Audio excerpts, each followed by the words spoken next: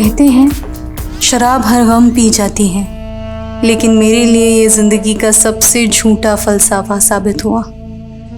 मैं जाम पे जाम खाली करती गई, लेकिन मेरे गम नहीं मिटे और फिर भी मैं खुद को खोने का जश्न मनाती रही।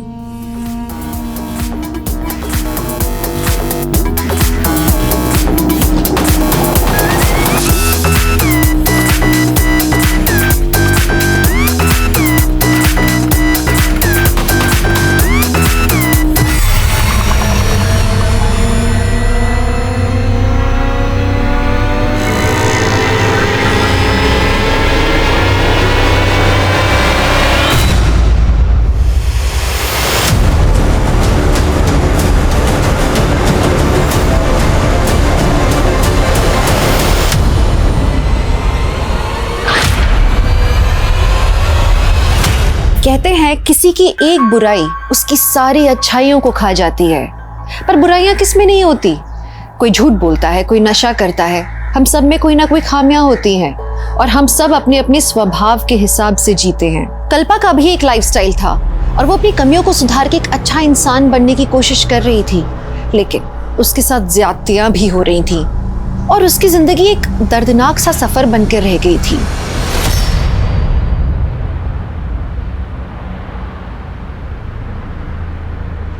जिंदगी से भागते भागते थक गई थी मैं, समझ ही नहीं पा रही थी आखिर मेरी मंजिल थी क्या। लेकिन मैं मरना नहीं चाहती थी, मुझे अपने परिवार के लिए जीना था।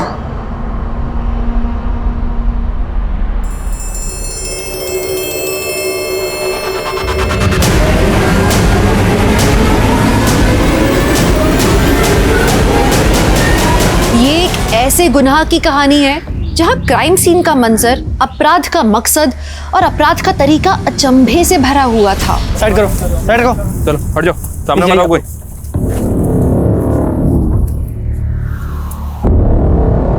सर लगता है इस लड़की का रेप करके इसको मार के यहाँ फेंक दिया।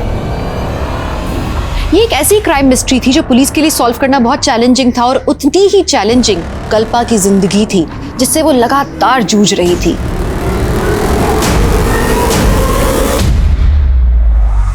मैम, मैं जानती हूँ नशा करते वक्त इंसान अपनी परवाह करना भूल जाता है, लेकिन मुझे जिंदगी कभी रास ही नहीं आई। तुम यहाँ रहकर 40 दिन का एक सेशन पूरा करो और इसके बाद तुम शराब को कभी हाथ नहीं लगाओगी। लेकिन मैम, मुझ पर काफ़ी कर्जा है, मैं 40 दिनों के लिए जॉब से छुट्टी नहीं ले सकती।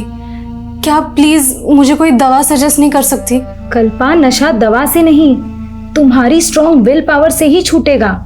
और क्या बाहर रहकर तुम खुद पर कंट्रोल कर पाओगी? बेबे तू कंट्रोल से बाहर होती जा रही है। वो कुड़ी तेनू मेरे खिलाफ भड़का रही है ना, मैं तेनू ओदे नाल नहीं रहन दवांगा। मैं हुणे ओदा सामान चक के बाहर फेंकता हूं। रुक तेजिंदर, रुक जा। खबरदार, जो तूने उसके सामान को हाथ लगाया वो ना मेरी पीछे है, किराया देती है मैनू। तू ना मेरे गुजारे के लिए मुझे खर्चा नहीं देता। अकेला छोड़ के गया था तू मैनू। अकेला छोड़ के तो तू याशी करेगी? अपनी बेबे को तू याश बोलता है? अरे शर्म नहीं आती तेनू? चल निकल यहाँ से, दफा हो जा। बेबे तू उस लड़की के लिए मेरी इज्जत तार रही है ना, देख लूंगा तुझे। खस मानू खानिया। आंटी क्या हुआ? ये तेजिंदर भैया इस तरह? अरे नाम मत ले उस कुत्ते का, सारे मूड की ना बैंड बजा के चला गया। चिल्ला चिल्ला के ना मेरा गला सूख गया है। तू जुगाड़ लाई है?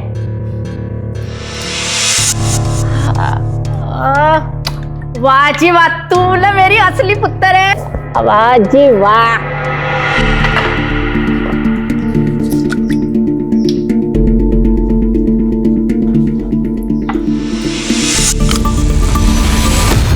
कल्पा, नशा दवा से नहीं, तुम्हारी स्ट्रॉन्ग विल पावर से ही छूटेगा।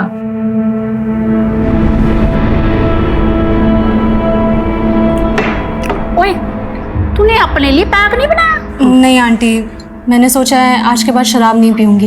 ओह, बुखार तो नहीं हो गया तेनू? नहीं आंटी, मजाक नहीं कर रही। शराब की लत ने मुझे खुद से, अपनी फैमिली से दूर कर दिया, लेकिन अब मैं बदलना चाहती हूँ। और आंटी, मैं चाहती हूँ कि आप भी शराब छोड़ दो। अरे पुत्र, अब तो ये शरीर छोड़ने का वक्त आ गया है। अब तेरे अंकल जी थे ना तब तक। आंटी, इसी गलतफहमी के कारण मैंने भी पीना शुरू किया था कि शराब पीकर मैं अपने सारे गम भुला दूंगी, लेकिन यही सोचकर हम सबसे बड़ी गलती करते हैं आंटी। एक काम कर, तू ना आज मेरे नाल आखिरी बार शराब पी ले। नहीं आंटी, आज शाम को अपनी बस है। थोड़ी सी पी ले मेरे खातिर। पहले शराब नू बस कर, फिर अपनी बस पकड़ के चले जाना। क्यों? मैं एक परवानी की तरह थी, जानती थी आग से खेलूंगी तो जल जाऊंगी, लेकिन फिर भी ये खेल रुक ही नहीं रहा था।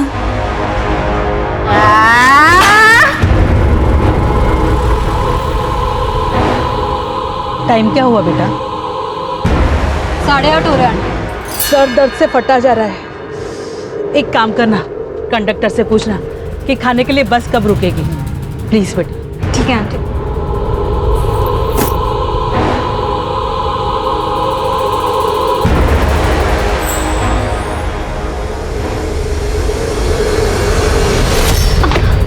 I am so sorry.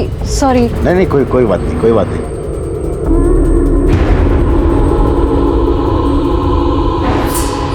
भैया, ये डिनर के लिए गाड़ी कहाँ रुकेगी? बस 10-15 मिनट में गुलशन ढाबा पहुंचने वाली है, बस वहीं रुकेगी। Okay, thank you.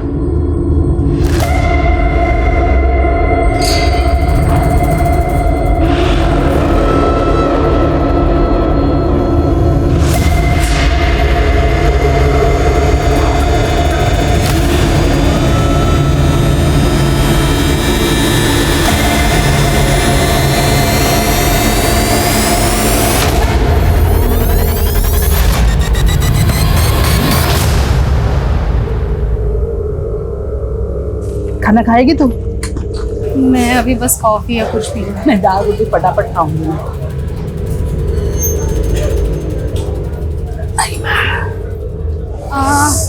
आंटी, मैं अभी आती हूँ। हाँ।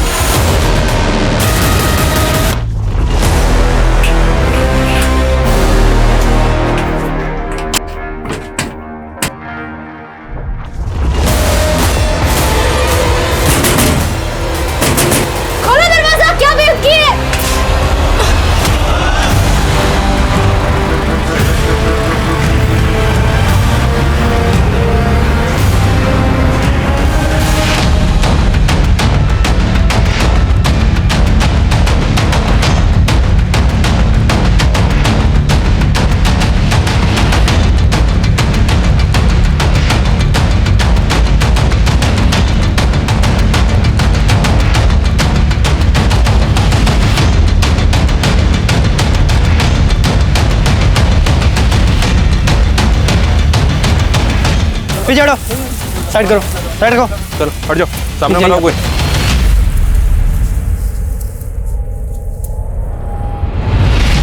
सर, लगता है इस लड़की का रेप करके इसको मार के यहाँ फेंक दिया।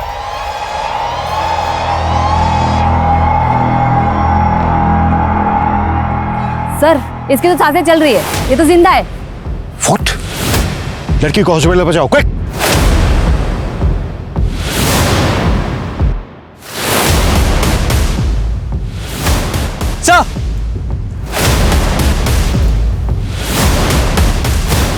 सर, लेडीज के कपड़े लगता है इसी लड़की के हैं। और सर, कपड़े फटे हुए भी हैं।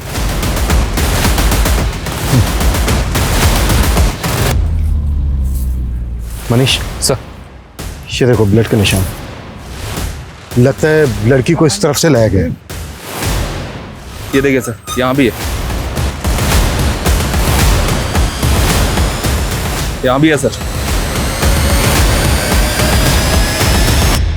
आगे कहीं भी नहीं है सर ब्लड ट्रेल यहीं तक है सर। यहीं पे ढेर सारा खून पड़ा हुआ है। हाईवे नजदीक है सर। हो सकता है सर लड़की का रेप करके उसको चलती गाड़ी से यहाँ फेंक दिया। शायद लड़की जिंदा थी इसलिए वो ड्रैग करके यहाँ से वहाँ चली गई। अगर लड़की का रेप करके उसको यहाँ फेंका गया होता तो लड़की के कपड़े भी यहीं होने चाहिए। लेकिन लड़की के कपड़े मिले हमें लड़की के पास। लड़की की कंडीशन देख के ऐसा लग रहा है कि जैसे बहुत ही हैवानियत के साथ उसका रेप हुआ है। Right sir. क्रिमिनल्स को लगा होगा कि लड़की मर गई, लेकिन लड़की सरवाइव कर गई। लड़की का होश में आना बेहद जरूरी है, क्योंकि ये लड़की हमें बता सकती है कि उसके साथ ये दरिंदगी किसने की है। Right sir.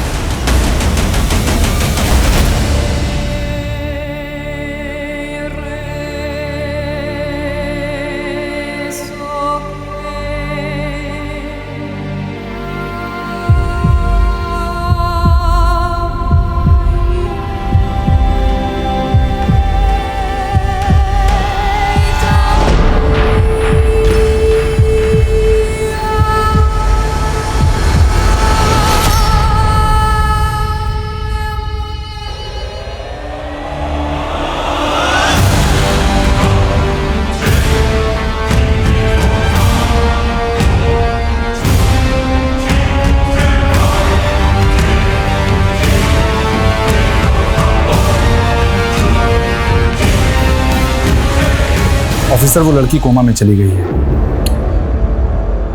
डॉक्टर, इस लड़की का स्टेटमेंट लेना हमारे लिए बेहद जरूरी है। उस कंडीशन से बाहर कब आ पाएगी? फिलहाल ये बता पाना मुश्किल है। ये मिरेकल ही है कि वो इस कंडीशन में भी जिंदा है। उसकी गर्दन और शोल्डर पे कई फ्रैक्चर्स भी हैं। उसकी चोटों को देखकर लगता है जैसे वो एक सीरियस रोड एक्सीडेंट का शिकार हुई है। और जब वो यहाँ लाई गई थी तो उसके कई जख्म सूखे हुए थे। लगता है जैसे वो तकरीबन 15-16 घंटे से तड़प रही होगी। मतलब कल रात लगभग 12 बजे के आसपास उसको ये जख्म दिए गए होंगे। अच्छा डॉक्टर, हमें लग रहा है कि लड़की के साथ गैंग रेप भी किया गया है। हमें भी ऐसा लग रहा है। हमने सीमन सैंपल्स भी कलेक्ट किए हैं जो हमने जांच के लिए भेज दिए हैं, जिससे हमें पता लग जाएगा कि उसके साथ कितने लोगों ने गैंग रेप किया है। पिछले 24 घंटे से वो लड़की जिंदगी से जूझ रही। हमें भी खुद को चैलेंज देना है। अगले 24 घंटे के अंदर हमें उस लड़की की पहचान पता करनी है, ताकि हमें यह पता चल सके कि वो लड़की उस जगह पर कैसे पहुंची और उसके साथ ये दरिंदगी किसने की। लेकिन सर, हमें किसी भी थाने में उसकी कोई मिसिंग कंप्लेंट नहीं मिली। आसपास भी इंक्वायरी की, लेकिन कुछ भी हासिल नहीं हुआ। हो सकता है सर वो लड़की इस एरिया की हो ही नहीं। भले ही वो लड़की इस एरिया की ना हो, पर उसके गुनहगार तो इस एरिया के हो सकते हैं। इस एरिया के जितने भी उठाए गए हिस्ट्री शीटर हैं, सबको उठाओ, कुटो। पुलिस कोई कोताही नहीं बरत रही थी। उन्होंने कई लोकल गुंडों और हिस्ट्री शीटर्स को इंटरोगेट किया, लेकिन कोई सफलता हासिल नहीं हुई। और कल्पा का परिवार कहाँ था, वो अभी तक उसकी पहचान के लिए सामने नहीं आया था। कल्पा, उठ जा बेटा, 8 बज गए। उठो उठो जल्दी, उठो ना बेटा। चलो उठो, 8 बज गए ना बेटा, उठ जाओ। मंजुला, सोने दे इसे कुछ देर और। वैसे भी आज संडे है, इसे कौन सा कॉलेज जाना है?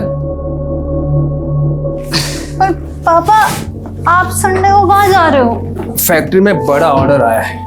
संडे का एक्स्ट्रा पार्टी कमाने का मुझे भी मौका मिला है। नहीं पापा, आप वैसे ही रोज ओवर टाइम करते हो। कम से कम संडे को तो आराम कर लिया करो। एक बेटी का बाप हूँ मैं। कल को तेरी शादी भी तो करनी है। नहीं, मुझे शादी नहीं करनी। बीए पूरा होते ही मैं भी जॉब करूंगी। मुझे आपका हाथ बटाना है। इतनी जल्दी मुझे विदा करने का मत सोचो आप लोग।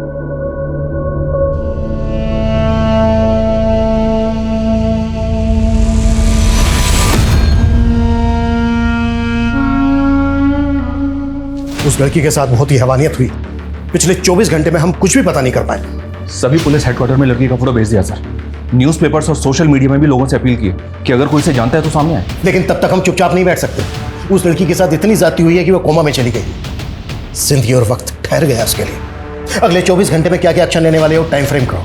कैसे भी करके हमें उस लड़की की पहचान पता करनी है। Right sir.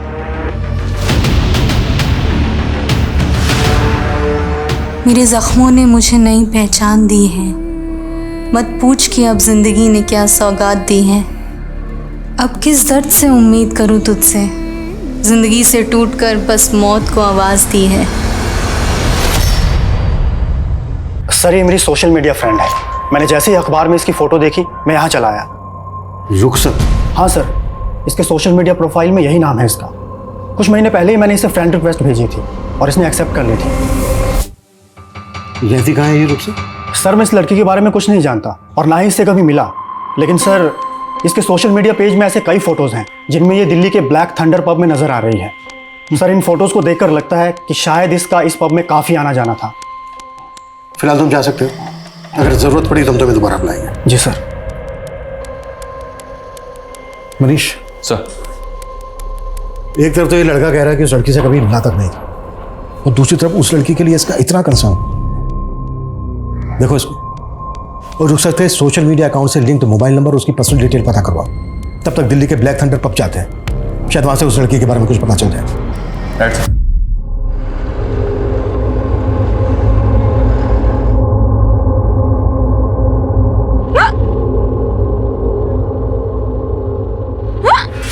लगता है तुम्हें कोई याद कर रहा है बेटा। मुझे कोई याद करे ऐसा कम ही होता है आंटी। ऐसा क्यों बोल रही है बेटा? तेरे अपने तुझे क्या याद नहीं करते? एक काम कर, ये टॉफी खा ले, हिचकियाँ कम हो जाएगी। ले। नहीं, मैं ठीक हूँ आंटी। अरे ये खा ले और भी ठीक हो जाएगी। ले खा। Thank you.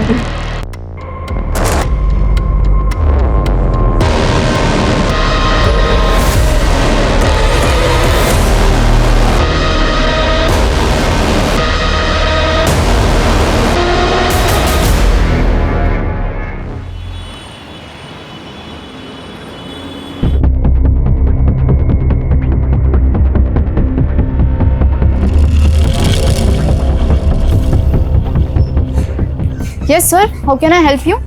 Inspector Abhimanyu Jindal, Rajasthan police. इस लड़की का इस पब में काफी आना जाना है। कौन है ये? सर ये कल्पा है। कल्पा? हाँ सर, हमारे इसी पब में काम करती है। She is a waitress. Kalpa यहाँ दिल्ली में काम करती है, तो फिर वो यहाँ से 90 किलोमीटर दूर भिवाड़ी कैसे पहुंची है? सर ये सब तो मालूम नहीं, लेकिन वो कई दिनों से छुट्टी पर थी। रहती कहाँ है कल्पा? वैसे तो वो हिसार की रहने वाली है, लेकिन वो पोमिला आंटी के साथ पीजी रहती है, और पोमिला आंटी भी हमारे रेगुलर कस्टमर है। कल्पा इस पब की एक कस्टमर के यहाँ बिजी रहती है। सर कल्पा में हर किसी को अपना बनाने की क्वालिटी है, और सभी लोग उसे लाइक करते हैं यहाँ। और पोमिला आंटी से तो उसकी इमोशनल बॉन्डिंग हो गई थी। सर पोमिला आंटी अकेली रहती थी, इसलिए उन्होंने कल्पा को अपने साथ रख लिया था। ये सोशल मीडिया अकाउंट कल्पा का ही है? हाँ सर। तो फिर ये रुखसत के नाम से क्या है? सर एक्चुअली ये पोइट्री नेम है, और उसे शेरो शायरी का बहुत बड़ा शौक है, और वो अलग ही मूड की लड़की है। इस उम्र में भी उसके बातों में डेप्थ है। अब जिंदगी पे मौत भारी है, मुझे गले लगा लो, अब रुखसत की बारी है। सॉरी मैम, वो मेरी फोन की बैटरी चली गई थी। नया शेर भूल ना जाओ तो इसीलिए मैंने लिख दिया। I am so sorry. लेकिन तू ऐसे थॉट्स लाती कहाँ से कल्पा? दर्द को जुबान दे दो तो शेर भी बन जाते हैं। लेकिन तेरे दर्द सिर्फ तुझे शायर नहीं, तुझे शराबी भी बना रहे हैं। सर उसे शराब की बहुत बुरी लत लग गई थी। कुछ तो ऐसा था जो उसे अंदर ही अंदर परेशान कर रहा था। कल्पा इस वक्त जिस हालत में है, तुम्हें किसी पर शक है? कौन कर सकता है उसके साथ इतनी दरिद्री? नहीं सर, लेकिन कुछ टाइम पहले उसके साथ बहुत बुरा हुआ था।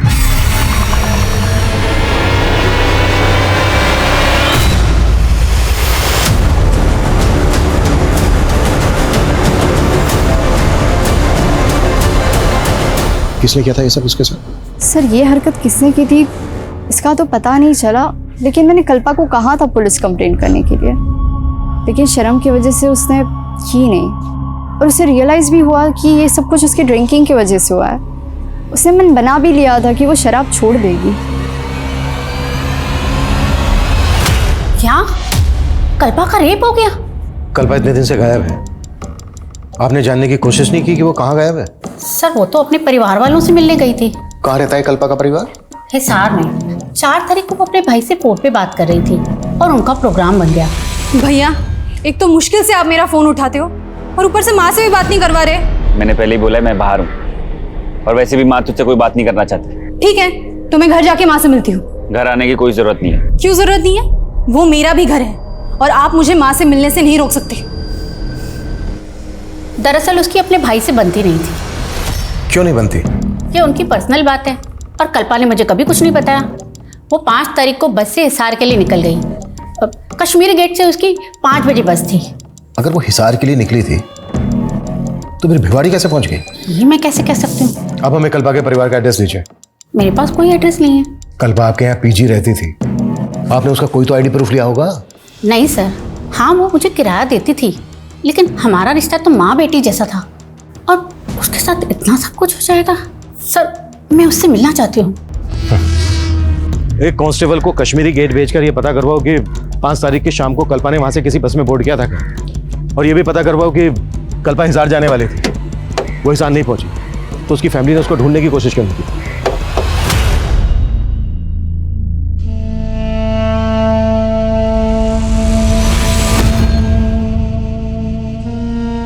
बस बेटा, अब ये खाना अलग से नहीं उतरता।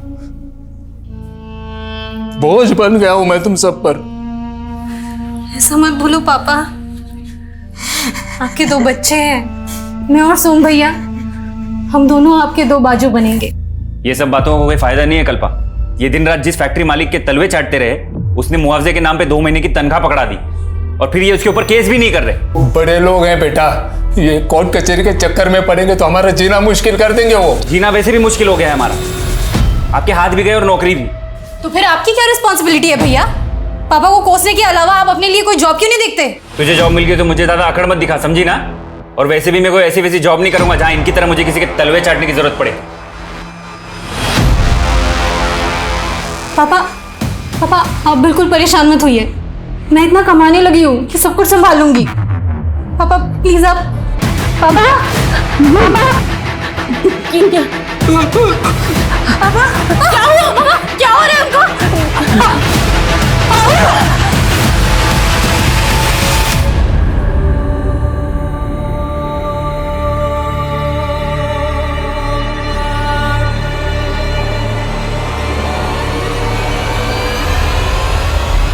सर ये कश्मीरी गेट बस स्टैंड की फुटेज है। 5 अक्टूबर की शाम को कल्पा ने दिल्ली से जयपुर जाने वाली बस पकड़ी थी, जबकि पौमिला ने हमें बताया था कि कल्पा उस शाम को हिसार जाने वाली थी। पौमिला ने हमें बताया कि कल्पा दिल्ली से हिसार जाने वाली थी, लेकिन कल्पा ने दिल्ली से जयपुर की बस मिली, और दिल्ली से जयपुर रोड पर भिवाड़ी के पास कल्पा हमें जख्मी हालत में मिली। तो क्या कल्पा ने पौमिला से झूठ बोला या फिर पौमिला हमसे कुछ छिपा रही थी? कल्पा की फैमिली के बारे में कुछ पता चला?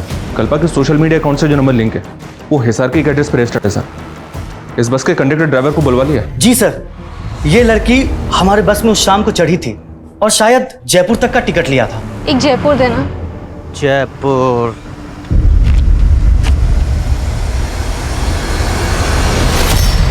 ये लड़की जयपुर जा रही थी, तो फिर हमें जख्मी हालत में भिवाड़ी में कैसे मिली? सर मुझे कुछ समझ नहीं आ रहा सर। रेप हुआ इस लड़की के साथ। देख, अगर कुछ भी छिपाया ना हमसे तो। हम कुछ नहीं छिपा रहे हैं सर, लेकिन हाँ सर, जयपुर पहुंचने पर हमें एक सवारी का बैग मिला था। सर वो बैग हमने जयपुर बस स्टैंड के लगेज रूम में जमा करवा दिया था। हमारी बस रोजाना रात डिनर के लिए गुलशन ढाबे पर रुकती है, और गुलशन ढाबा भिवाड़ी से 15-20 किलोमीटर पहले ही पड़ता है। तू कह रहा है कि वो बस डिनर के लिए गुलशन ढाबा पर रुकी, वो लड़की बस से उतरी लेकिन वापस बस में नहीं चढ़ी? हमें ये याद नहीं है सर। उस बस में जो पैसेंजर ट्रैवल कर रहे थे सबकी डिटेल दे, हमें याद दिलाते हैं तुझे। सर ये लंबे रूट की बस है, हर रोज नई सवारी बैठती है, अब इतना याद कैसे रहेगा? तो अपनी याददाश्त पे जोर डाल। जब तक इसको सब कुछ याद नहीं आ जाता ना, जाने मत देना यहाँ से। और तेरे बस का ड्राइवर आने वाला था, वो आया क्यों नहीं अभी तक? कहाँ है वो? सर आज वो ड्यूटी पर नहीं आया था, लेकिन हमने उसे आने को बोला है। याद दिलाओ इसको। सर हमने क्या किया है सर? हमें क्यों पकड़ रहे हैं सर? सर उस लड़की की बॉडी पे जो सीमेंट सैंपल्स मिले थे उनमें से एक ही डीएनए मिला है। इसका मतलब सर उस लड़की का रेपिस्ट एक ही है, और हम समझ रहे थे कि लड़की का गैंग रेप हुआ है। चलते हुए हाईवे पे एक अकेला आदमी एक लड़की के साथ इतना कुछ करे और लड़की रिटेलिएट ना करे, पॉसिबल नहीं है। जिस तरह से लड़की को इंजरीज दी गई हैं, जिस तरह से लड़की को 200 मीटर ड्रैग करते हुए रोड से दूर ले जाया गया है, क्या वाकई में रेप करने के बाद लड़की को जख्मी दिए गए होंगे? सर आप ये कहना चाह रहे हैं कि लड़की के साथ रेप जख्मी हालत में हुआ है? वो बस डिनर के लिए गुलशन ढाबा पे रुकी थी, वहां चलते हैं। सर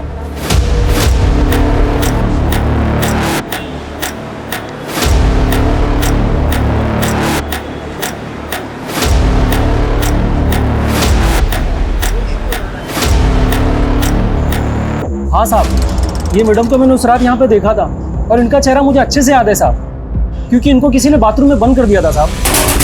खोलो दरवाजा, कौन है वहां?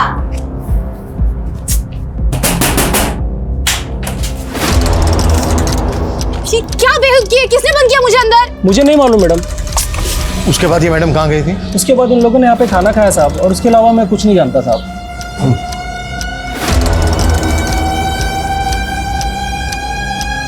ये सीसीटीवी काम कर रहा है? जी साहब, काम कर रहा है। हमें 5 अक्टूबर की रात की फुटेज चेक करना, दिखाओ।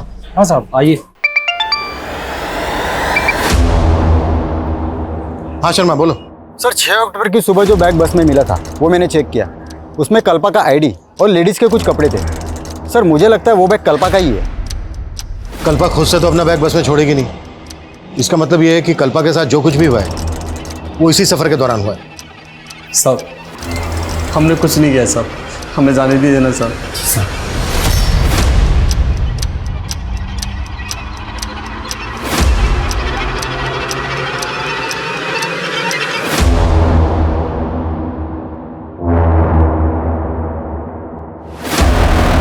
कल्पा बाथरूम की तरफ जाते हुए दिख रही है, लेकिन उसके पीछे कोई नहीं गया।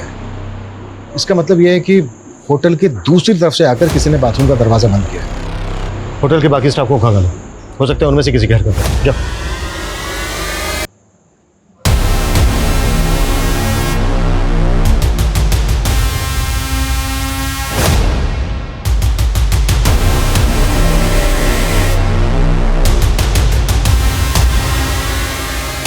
सर कहीं ऐसा तो नहीं कि वो लड़के उस रात कल्पा को अपने साथ कार से ले गए? कल्पा अगर अपनी मर्जी से कार में उनके साथ जाती तो अपना बैग बस में क्यों छोड़ती? लेकिन सर कल्पा उस रात बस में चढ़ी, फुटेज से ये बात क्लियर नहीं हो रही है, और ना ही गाड़ी का नंबर विजिबल है। पता करो वो दोनों लड़के कौन थे, और फुटेज में बस की तरफ से जितने भी पैसेंजर आते हुए दिख रहे हैं सबकी पहचान पता करो। क्राइम सीन यहाँ से लगभग 15 किलोमीटर दूर भिवाड़ी में है। यहाँ से लेकर क्राइम सीन तक जितनी भी छोटी बड़ी दुकानें हैं, ढाबे हैं, सब जगह पूछताछ करो। Okay sir. शायद उस रात किसी ने कुछ देखा हो। जी सर।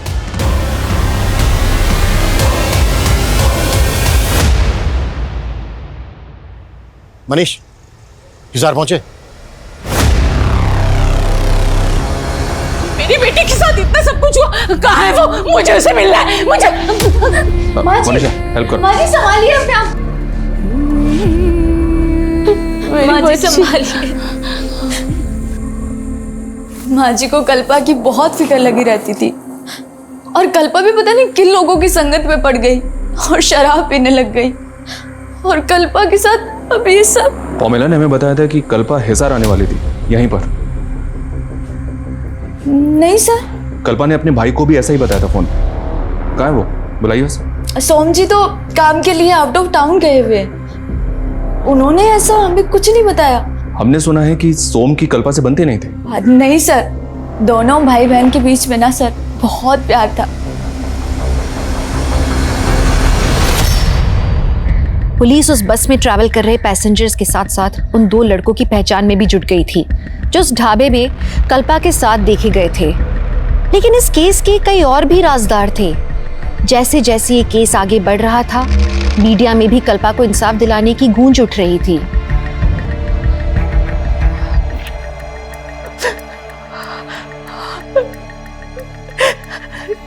कितने साल से मैं तेरी शक्ल देखने के लिए तरस रही थी बेटा।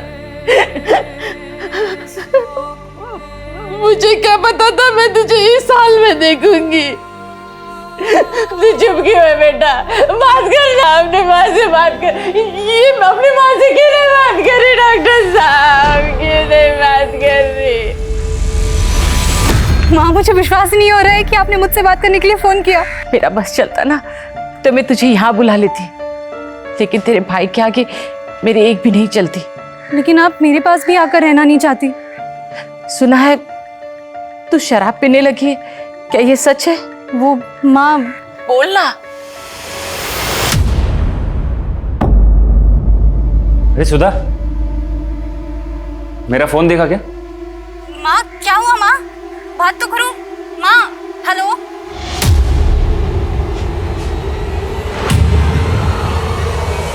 मना किया तूने इस लड़की से बात करने के लिए?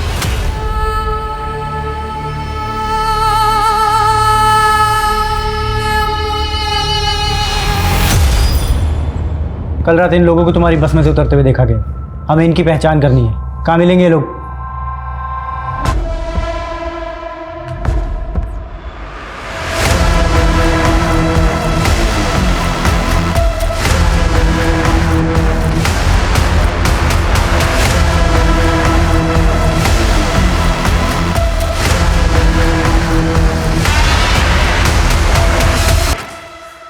हाँ सर, इन लड़कों को मैं जानती हूँ। ये दोनों हमारे पब के कस्टमर्स हैं। इन दोनों के नाम क्या है, कहाँ रहते हैं, पता है आपको? सर ये तो नहीं मालूम, लेकिन कल्पा के इन लड़कों के साथ दोस्ती हो गई थी और मुझे तो लगता है कि कल्पा के लिए ही आते थे ये लड़के और हज़ारों रुपए खर्च करके जाते थे। अरे अभी तो अभी ना शुरू किया है, तुम बैठो ना हमारे साथ, let's have drink together. Sorry Ankit, तुम्हें तो मालूम है ना मैं यहाँ एम्प्लॉई हूँ। अरे तो किसी दूसरे पब में चले? नो थैंक्स, आती हो कुछ देर में। सर कल्पा को लेकर मुझे इन लड़कों की इंटेंशन सही नहीं लगती थी। मुझे तो हैरान ही हो रही कि उस रात ये लड़के ढाबे में कैसे पहुंच गए। ये दोनों लड़के यहाँ पे रेगुलर कस्टमर थे, तो ये पेमेंट कैसे करते थे, बाई कैश या कार्ड से? सर ज़्यादातर कार्ड पेमेंट होती थी। इनके कार्ड की डिटेल्स मुझे दीजिए। जी सर। सर मैंने कल्पा की कॉल डिटेल्स चेक की। 5 अक्टूबर की रात को 8:30 बजे कल्पा ने इस नंबर पे कॉल किया था सर। 8:30 बजे ही वो बस गुलशन ढाबा पर रुकी थी। किसका नंबर है सर? ये वसीम नाम है सर इसका। थाने बुलाओ इस वसीम को। सर। हाँ मनीष। सर मैंने उन दोनों लड़कों की बैंक डिटेल्स से उनका पता लगा लिया है। राज और अंकित नाम है इन दोनों का। दिल्ली के हरिनगर में ये दोनों एक साथ रहते हैं। मैं अभी हरिनगर में ही हूँ, लेकिन इनके घर पे ताला लगा हुआ है सर। और अंकित का जो मोबाइल नंबर बैंक से लिंक है वो भी बंद आ रहा है। इसका मतलब ये दोनों लड़के इस कांड में इन्वॉल्व हैं, इसीलिए गया मैं।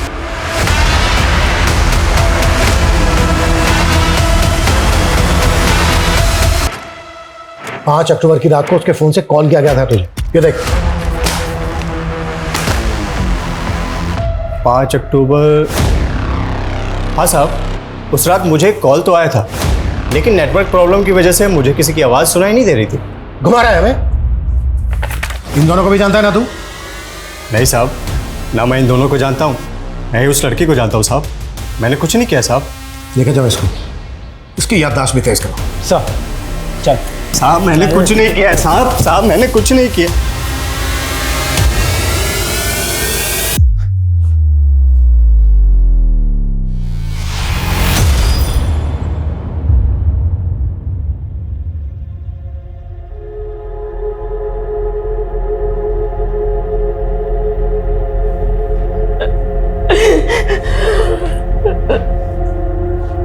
माँ ये क्या हो गया? यही चाहता था ना तू कि वो हमेशा के लिए खामोश हो जाए। देख तेरे मंसूबे पूरे हो गए। कैसी बात कर रही हो माँ? बहन है वो मेरी। लेकिन तू उसका भाई खिलाने के लायक नहीं है। पिछले 3 साल से मैं उसकी शक्ल देखने के लिए तरस रही। सिर्फ तुम्हारी वजह से मैं अपनी बेटी की शक्ल नहीं देख पाई। सिर्फ तुम्हारी वजह से।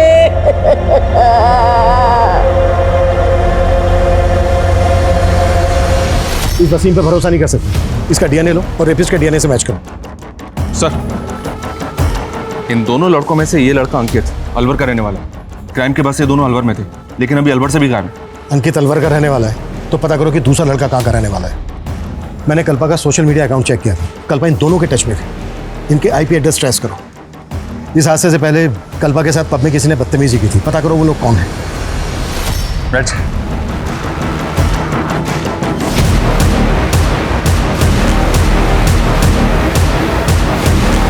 एक बात तो तय थी कि कल्पा के साथ जो भी हुआ वो उसी सफर के दौरान हुआ था, लेकिन पुलिस को ये बात समझ में नहीं आ रही थी कि अगर कल्पा हिसार के लिए निकली तो उसने बस जयपुर की क्यों पकड़ी।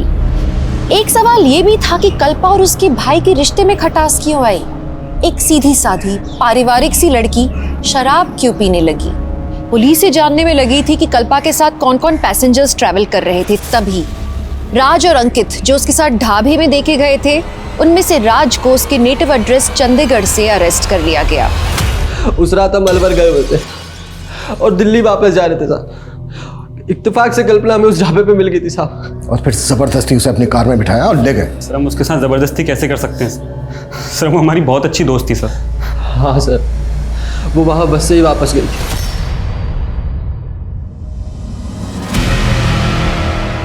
हमें पता चला है कल्पा हिसार जाने वाली थी, फिर उसने अपोजिट डायरेक्शन में जाने वाली जयपुर की बस क्यों ली?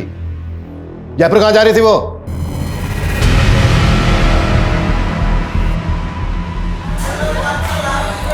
मैंने कभी अपनी ज़िंदगी की कदर की ही नहीं, हमेशा माँ का दिल दुखाया। एक्चुअली उन्हीं से मिलने हिसार जाने वाली थी, लेकिन फिर सोचा अब मैं माँ से तभी मिलूँगी जब पूरी तरह से शराब पीना बंद कर दूँगी। इसीलिए मैं 40 दिनों के लिए जयपुर जा रही हूँ, नवज्योति नशा मुक्ति केंद्र। कल्पा बहुत पॉजिटिव लड़की थी, उससे बात करके हमेशा पॉजिटिव वाइब्स ही आती थी। हम उसके साथ ऐसा करने की सपने में भी नहीं सोच सकते साहब। फिर तुम दोनों गायब क्यों हुए थे? डर गए थे साहब। डर इसलिए गए थे क्योंकि तुम दोनों भी इन्वॉल्व हो इस क्राइम में। रेपिस्ट के सैंपल्स हैं, डीएनए सैंपल्स हैं हमारे पास, तुम दोनों के भी सैंपल्स हैं, सब साफ हो जाएगा। डीएनए सैंपल्स लो इनके।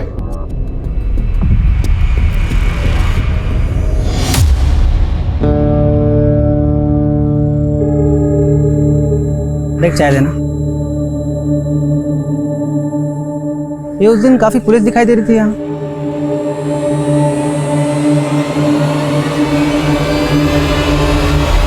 सर हमने राज और अंकित दोनों के डीएनए सैंपल्स ले लिए हैं, पर दोनों अभी ये कह रहे हैं कि कल्पा गुलशन ढाबे से उस बस में ही चढ़ी थी। और दूसरी बात यह सर, मैंने जयपुर के नवज्योति नशा मुक्ति केंद्र से पता किया है, ये कल्पा 6 तारीख को 40 दिन के कोर्स के लिए वहां जाने वाली थी। तो कल्पा भिवाड़ी में उस हालत में क्यों मिली? अगर ये दोनों लड़के सही बोल रहे हैं तो क्या बस का कंडक्टर और ड्राइवर झूठ बोल रहे हैं? बस के पैसेंजर्स की पहचान पता चली? जी हाँ सर, 2 आदमियों की पहचान हुई है। ये देखिए, ये बसंत है और ये योगी, इन दोनों को थाने बुलवा लिया है। सर मैं कल्पा की सोशल मीडिया अकाउंट चेक कर रहा था। सर कल्पा अपने पुराने पोस्ट में कई फोटोज में इस लड़के के साथ दिखाई दे रही है सर। और सर ये लड़का कल्पा को सोशल मीडिया पे काफ़ी मैसेज किया करता था, लेकिन कल्पा रिप्लाई नहीं करती थी। और सर 5 तारीख को भी ये देखिए सर, इसने कई मैसेज किए। कल्पा मैं तुमसे मिलना चाहता हूँ, प्लीज रिप्लाई करो। अगर तुम मुझसे नहीं मिली तो अच्छा नहीं होगा। साहिल मैं तुम्हारे लिए अपने परिवार छोड़कर आई हूँ और तुम मुझे अकेला छोड़कर कहीं कहीं दिन गायब रहते हो। कल्पा मेरा काम जानती हो ना तुम। लेकिन साहिल तुम मुझे अपनी फैमिली से मिलवाने वाले थे ना, तो क्या हुआ उसका? कल्पा मैंने बात की है उनसे, मैं उनको कन्विंस करने की पूरी कोशिश कर रहा हूँ। हाँ बस मुझे थोड़ा वक्त दो।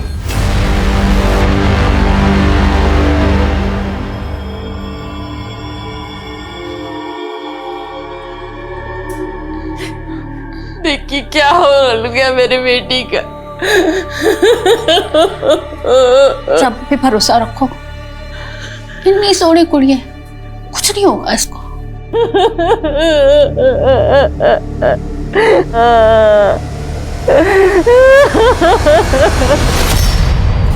हाँ सर ये उस बस में थी, ये पीछे वाली सीट पे बैठी हुई थी सर। सर इसके साथ एक लेडी भी थी। दोनों को देख के ऐसा लग रहा था जैसे दोनों एक दूसरे को पहले से पहचानते हो। इनमें से देखकर बताओ कौन थी वो? ये नहीं सर। ये सर ये। तुम्हें ऐसा क्यों लगा? कल्पा इस औरत को जानती होगी? सर पूरी बस खाली पड़ी थी और फिर भी दोनों एक साथ एक ही सीट पे बैठी थी। ये बस गुलशन ढाबे पर रुकी थी, अच्छी तरह से याद करके बताओ, क्या ये औरत वापस उस बस में चढ़ी थी वहां से? सर उतना तो याद नहीं आ रहा सर। हाँ सर, ये लड़की उस ढाबे के बाद बस में चढ़ी थी। शायद गैस वैस का कोई प्रॉब्लम था इसे, तो एक औरत ने इसे कोई तो गोली दी थी। ये टॉफियाँ खा ले, हिचकियाँ ठीक हो जाएगी। ले। नहीं आंटी मैं ठीक हूँ। अरे ये खाएगी तो और भी ठीक हो जाएगी। ले। सर हो सकता है वो नशे वशे की गोली हो। तो तुम्हें उस औरत पे शक है? नहीं सर, पहले शक नहीं था, लेकिन अब ये सब पता चलने के बाद तो शक हो रहा है सर। और गुलशन ढाबे से थोड़ा दूर जाने के बाद मुझे एक लड़की के चीखने की आवाज़ सुनाई दी थी, और तब मैंने देखा तो वो बस में वो लड़की नहीं थी, लेकिन हाँ दूसरी सीट पर वो औरत आंखें बंद करके बैठी हुई थी। अगर ऐसा था तो तुमने बस क्यों नहीं रुकवाई? सर उस वक्त मुझे कुछ समझ में नहीं आया, लेकिन ये ज़रूर है कि मैंने किसी की चीखने की आवाज़ सुनी थी। हमने कोई भी चीख की आवाज़ नहीं सुनी थी सर। तो पैसेंजर बसंत झूठ बोल रहा है? सर हमें नहीं पता कि वो ऐसा क्यों बोल रहा है, लेकिन हमने कोई चीख नहीं सुनी। बसंत और एक दूसरे पैसेंजर का कहना है कि गुलशन ढाबा पे कल्पा वापस बस में चढ़ी थी, लेकिन तू शुरू से कह रहा है कि वो बस से उतरी थी लेकिन बस में चढ़ी नहीं वापस। सर मैंने कहा था कि मुझे याद नहीं है कि वो बस में चढ़ी या नहीं चढ़ी। तेरी याददाश्त को हम अच्छे से ठीक करते हैं। 10 सालों। सर ये लड़का साहिल है, कल्पा इस लड़के से प्यार करती थी, लेकिन हम नहीं चाहते थे वो इस लड़के से शादी करे।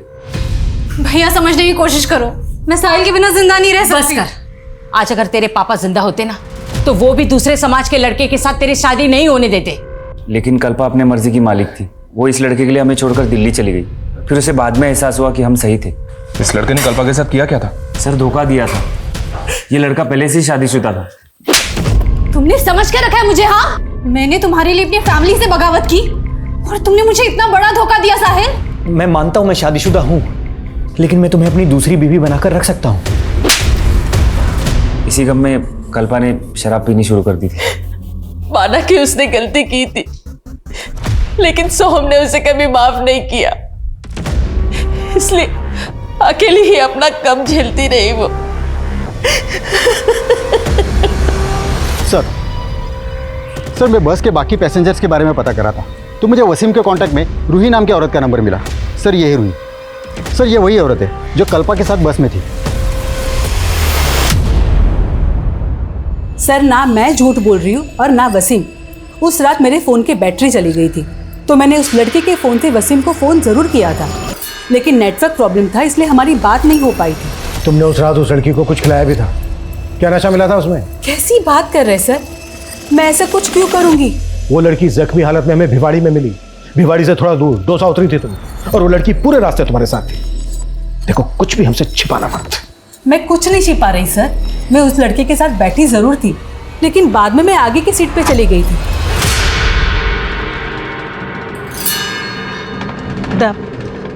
मुझे बहुत नींद आ रही है, एक काम करती हूँ मैं यहाँ आगे की सीट पे जाके सो जाती हूँ। हाँ ठीक है।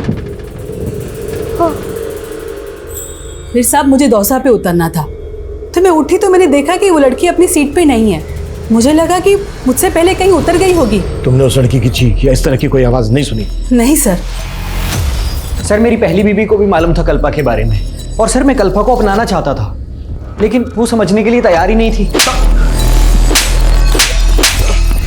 कल्पा से तूने अपनी पहली शादी का सच छिपाया और अब उसी पे तोहमत लगा रहा है। ऊपर देख, वो तुझसे मिलना तक नहीं चाहती थी, मगर तू उसे मैसेज पे लगातार मिलने की धमकी दे रहा था। कहीं ऐसा तो नहीं कि तेरे दिल में जो उसके लिए नफरत थी, उस नफरत को निकालने के लिए तूने किसी और को हायर किया हो, उसे मारने के लिए? बोल। नहीं सर, मैं सच्ची कह रहा हूँ, मैंने कुछ नहीं किया है। तोड़े से। अभी भी 5 पैसेंजर्स की पहचान पता नहीं चली है जो उस वक्त बस में मौजूद थे जब कल्पा के साथ ये घटना घटी। क्रिमिनल इन 5 में से भी कोई हो सकता है। जल्द से जल्द इनकी पहचान पता करो। सर इस लड़के का नाम जतिन है। 5 तारीख की रात को भिवाड़ी में इसने कुछ विटनेस किया था। क्या विटनेस किया है? सर उस रात मैं वहाँ से जा रहा था तो मैंने एक आदमी को देखा था, उसके कपड़ों पे बहुत खून लगा हुआ था। पहले मुझे लगा सर उसको चोट लगी होगी, पर फिर मैंने ध्यान से देखा तो उसे चोट नहीं लगी थी सर, बल्कि वो अपने हाथ पैर पे लगा खून साफ कर रहा था। कौन था वो आदमी? सर ये तो नहीं जानता, लेकिन उसका एक पैर खराब था सर। स्केच बनवा सकते हो?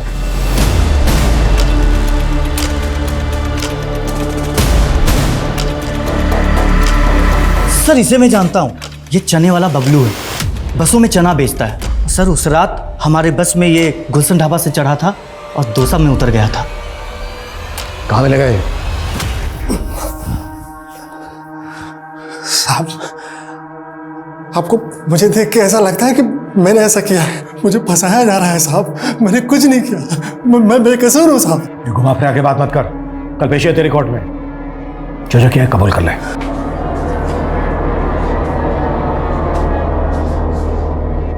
नमस्ते साहब। उस रात एक विटनेस ने तुम्हारे कपड़ों और शरीर पे खून लगा देखा था, किसका खून था वो? मेरे कपड़ों पे कोई खून नहीं लगा था साहब। किसी बड़े आदमी को बचाने के लिए मुझे जैसे गरीब और फंसाया जा रहा है साहब। हमसे झूठ उगलवाने के लिए इन लोगों ने हमें बहुत टॉर्चर किया साहब। मैं बेकसूर हूँ साहब, मुझे बचा लीजिए साहब। पाठक इन्हें बाहर ले जाइए।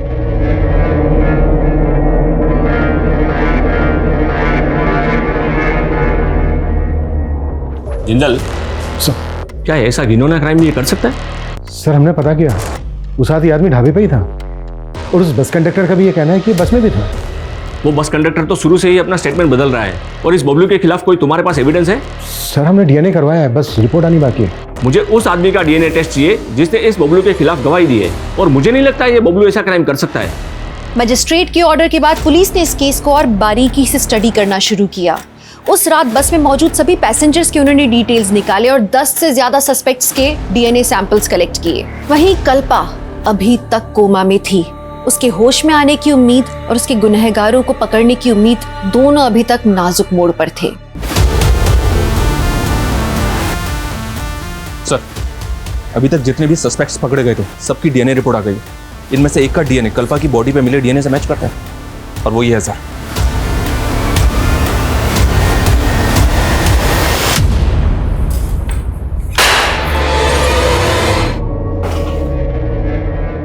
हो जा शुरू। साहब, जब मैंने उस रात उस लड़की को ढाबे पे देखा ना, तो मैं देखता ही रह गया। बहुत सुंदर थी साहब वो। पहले मैंने उसको बाथरूम के अंदर बंद कर दिया, लेकिन वो बाहर आ गई। फिर मैं उसको दोबारा देखने लगा और उसकी नजर भी मुझ पे पड़ी।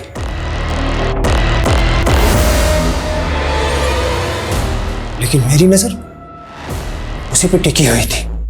मैं जानता था कि वो जिस बस से आई है उसी बस से वापस जाएगी। बस के अंधेरे और कम पैसेंजर की वजह से मैं बस में चढ़ गया। बस डोसा रुकने वाली थी। डोसा से 2-3 किलोमीटर पहले मैं उसकी सीट के पास गया और मैंने उसे बेहोश कर दिया, फिर चलती गाड़ी से फेंक दिया।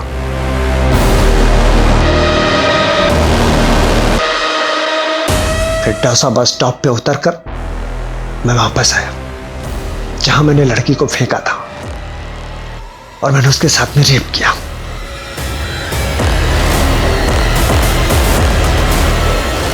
इसकी चीखें मुझे मेरे केबिन तक सुनाई देनी चाहिए।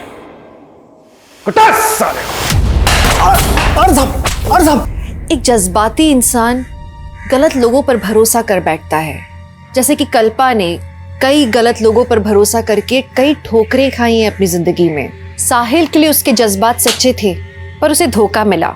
उसके परिवार के लिए उसके जज्बात सच्चे थे पर उसे सहारा नहीं मिला और वो बेचारी जूझती रही। उसके अंदर यह एहसास हमेशा से था कि उसे तबाही का नहीं, उन्नति का रास्ता अपनाना है, लेकिन फिर उसके मासूम जज्बात एक सर फेरे के चपेट में आ गए।